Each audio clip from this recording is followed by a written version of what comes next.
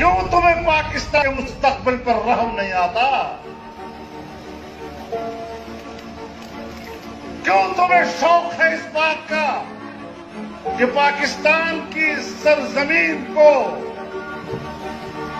اس قوم کے خون سے نہایا جائے؟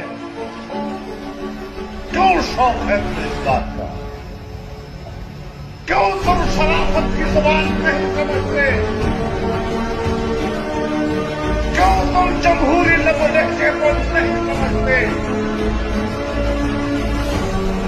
کیوں تم شائستہ زبان کو نہیں سمجھتے؟